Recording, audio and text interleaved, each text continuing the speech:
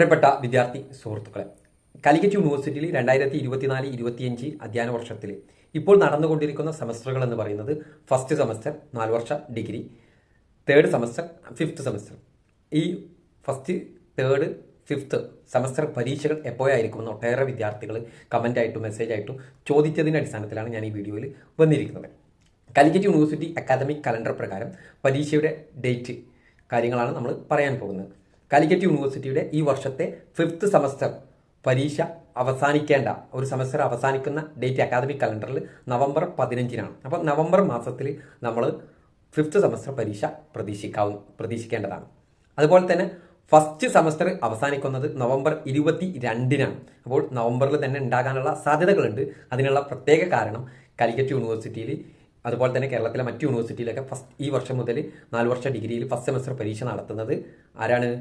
അതാത് കോളേജുകളാണ് പരീക്ഷ നടത്തുന്നത്. അതുകൊണ്ട് തന്നെ യൂണിവേഴ്സിറ്റി ഡേറ്റ് പബ്ലിഷ് ചെയ്യലായിരിക്കും ഇതിൽ ഉണ്ടായിരിക്കാം. ഒരു ഡേറ്റ് പറയും, ഈ ഡേറ്റിനുള്ളിൽ കോളേജുകൾ പരീക്ഷ കംപ്ലീറ്റ് ചെയ്ത് റിസൾട്ട് യൂണിവേഴ്സിറ്റിയിലേക്ക് എത്തിക്കണം എന്നുള്ള രീതിയിലായിരിക്കും പറയുക. അതുകൊണ്ട് തന്നെ നവംബറിൽ പരീക്ഷ ഉണ്ടാകാനുള്ള സാധ്യതയുണ്ട്.